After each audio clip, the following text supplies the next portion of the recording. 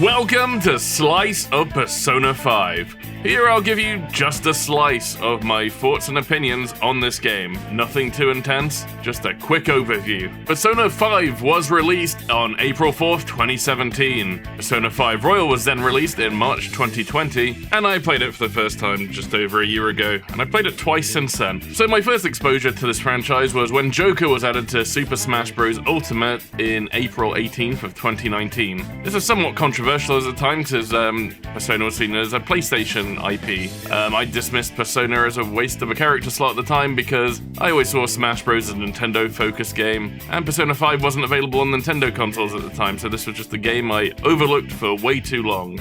Years later, I finally tried the game when it was on sale on the Switch. I had the mindset of, okay, at this price it's worth trying, let's see what the hype is. I then got very invested in the game very quickly, really enjoying the immersive calendar system, the characters, the premise. The game was great.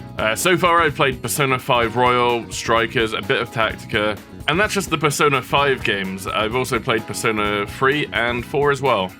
Now let's delve into the story. You play as Ren Amamiya, codename Joker, a high school student wrongfully convicted of a physical assault after saving someone from a corrupt politician. Ren is given a criminal record and placed on probation, exiled to Tokyo, where he must attend school at Shujin Academy while living in the attic of a curry cafe under the guardian of LeBlanc's owner, Sojiro Sakura. The curry cafe is called LeBlanc, by the way. And Sojiro will teach you curry and coffee recipes throughout the game. So Ren, alongside two other students who are also outcasts named Ryuji and Anne, the three of them, initially just Ren and Ryuji, stumble into a place called the Metaverse. Not the Facebook Metaverse, but it's its own thing. This alternate realm exists between dream and reality, manifesting the subconscious, distorted desires of corrupt people as otherworldly structures called palaces. This is where they meet their guide, a cat who insists he's not a cat, named Morgana. In this metaverse, they summon these things called Personas, the name of the game, the literal manifestations of their inner rebellion to battle hostile monsters known as shadows. And now we get to the unique part of the game. The palace portion of the game is centered around a goal, a change of heart, so to speak. This is performed akin to a classic heist. Once a villain has been identified, the team then infiltrates the villain's metaverse palace, a place where their distorted desires take control, and they are the ruler of said palace. Once the team has found the infiltration route, which is where they get to the end of the palace, they will leave a calling card in the real world. This is so that their treasure materializes in the metaverse. And then back in the metaverse, this is where the heist properly kicks into gear, and they steal the treasure. This treasure represents the physical manifestation of the villain's twisted desires. Once stolen from the palace, after a boss battle, it will trigger the change of heart in reality, which results in the villain essentially facing themselves and confessing to their wrongdoings. Joker and his team call themselves the Phantom Thieves of Hearts, or often simply just the Phantom Thieves. Their theatric exploits and their calling cards, followed by these changes of hearts, gaining them a large following of fans, notoriety, and this fame also plays into the story as well. Each palace follows this formula, and whilst the story will differ slightly throughout, the overall story isn't particularly the most groundbreaking, but what really shines is the premise, concept, world, and characters. They are what really elevate Persona 5 to such heights and the popularity that it has. The style of this game is also just so good. We also had the Persona 5 Strikers as a sequel, but that's its own topic. Now let's talk characters. The social link system, or as it's called confidant system in this game, where you use 2 time slots on a given day to increase your bond with a character and progress a 10-part story, with each one mapping to a tarot arcana. I think this concept's really well executed, and it makes the stories of these side characters flow really well. It really helps the world and characters feel lived in. Now, Joker does have several romance options, and you can technically date all of the women in the game at once. But this is just a very small aspect of the game and doesn't factor into the main story at all, unlike games such as Mass Effect, so it's just a small thing in a very large game. So I'm going to go over some of the characters in the game, starting with the social link only characters, the non-party members. There are too many to list all of them, so here are some highlights. Chihaya, the fortune teller, mostly regarded for the efficiency perks she unlocks, whilst her story was okay. Her character was the element that really shone during her Confidant arc. Kawakami, your teacher. You might have seen the memes where you get to date your teacher. That's sadly true. That aside, her story is actually a very strong arc, and completing it unlocks a time efficiency perk. Mishima, just an NPC. Well, according to Futaba anyway. But his story is actually one of the surprisingly more realistic yet compelling ones. I was actually quite impressed with where they took his story. His character comes across a bit creepy and uncomfortable, but then really starts to grow during the story. Hifumi! I thought she was a great character with a lot of potential, but her story had its ups and downs. I think she overall deserved a bigger role. I found just keeping her in that church pretty much the whole game. She was originally meant to be a party member. That got cut, and it kind of shows. Yoshida, the disgraced politician. He might seem a bit dull at first, but I really enjoyed his story progression and the approach they had to his redemption. There are several other social and Gonin characters, but these are the ones I wanted to highlight. But one of the more important ones is Sojiro Sakura. Let me explain. You start out either very indifferent or even disliking him. He's overly harsh and almost antagonistic towards Joker, but when you delve into his social link and his main story progression, you get past that rough exterior and you get such a nice surprise in this complex character. I really liked Sojiro by the end of the game, plus he taught me a lot about curry recipes. And now we're on to the party members. Let's start with Ryuji, your first party member with the personality of a ginger cat. Very lively, fun, but not the brightest. People often compare him to the likes of Yosuke and Junpei from previous games, but as the Chariot Arcana, I feel he's more closer to Chie from Persona 4, as well as just being his own force of nature. Ryuji is my favorite party member, as I feel everyone needs that friend who is fiercely loyal, always proactive and moving things along, and always has your back. And he's fun. He might be the butt of the jokes at times, but so many great moments throughout the games, and is always there to back Joker up when he needs it.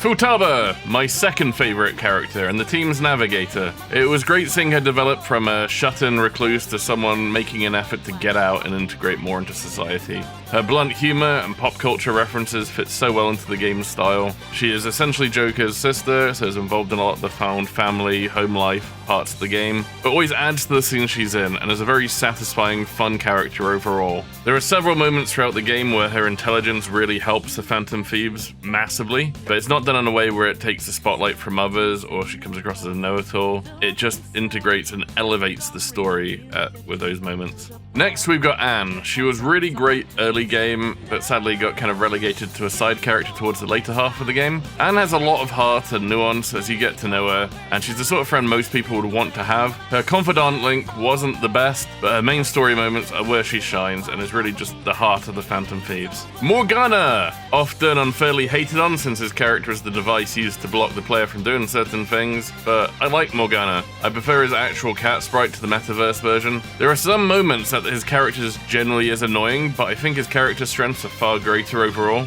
Next, we have Kasumi, a new addition to Royal. Having never played the original myself, it's still very obvious where she was shoehorned into the game. I enjoyed her character, but she could have been integrated into the earlier portions of the game a bit better. She had a really cool introduction scene in the opening of the game, and I liked Ren's interactions with her often being away from the Phantom Thieves. Everyone has that friend outside of the friend group. Haru, a well-known victim of reduced screen time just due to being a late addition onto the team, and her introduction arc was hijacked by other characters with their drama. Strikers does fix this issue with giving her own dedicated arc. I found Haru was a nice change of pace from other characters in the game, especially with her sort of personality and temperament being so different. Her confident arc was actually really good as well, but the problem is you could probably miss that just due to not fitting it into the end part of the game. And you don't really spend that much time with the character as well. But I really did like the character for what we saw of her. And we have Yusuke, the artist. I didn't really like him at all during his introductory arc in my first playthrough. He was just too antagonistic, a bit too creepy, and then he became a bumbling comic relief character after that. I did start to like him after his initial arc though, but as I said, he just kind of becomes more comic relief. I think his character is decent, but just kind of crowds the team a bit with just having so many characters. And unfortunately, he's probably the least interesting out of the Phantom Thieves. Akechi, a fairly overrated character that's just very smug and snooty, and his arc is just fairly obvious. A similarly named character was much better in the previous game. I just think Akechi fulfills his role. He's there. I'm just not a big fan. Makoto Nijima. I saved this character for last since she's very popular, and I don't really like her. First playthrough though, I enjoyed her character. I but it was around the second playthrough where I really started to notice that all of the game's problems stem from this character's introduction to the team. She just takes too much agency and screen time away from better characters. Her character isn't exactly bad, over dramatic in a lot of areas. It's just the way the writers use this character to shift others to the background.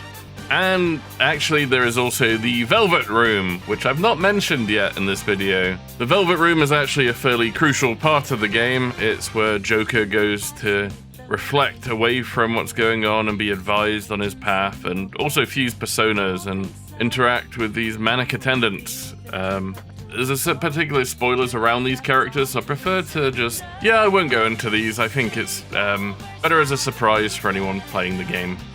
And to summarize, the soundtrack is really well regarded, adds so much style and liveliness to the game. Can vary a lot, but hearing life will change right as you prep for a final infiltration for a boss fight, it always just feels awesome every time, and you don't get tired of it. It's really good soundtrack. The menus and UI for this game are really well done. The game is famous for just how much flavor and style is infused for this. Persona 5 Royal can range between 100 to 140 hours of gameplay on average, which may be very daunting and may lead to the assumption that a lot of that is busy work and bloat. But this game, despite its length, actually very much respects your time and never feels stale or drawn out. Each calendar day of the game feels mostly unique, and it's actually impressive how much can occur on any given day within the game, and how even towards the end of the game, towards the end of the year, it still feels quite fresh with what's going on. And yeah, even though some of my views on some aspects of the game, such as certain characters, might skew a bit negative, they're still decent characters at the end of the day, just not as good as other characters and within the same game. And your experience with them may vary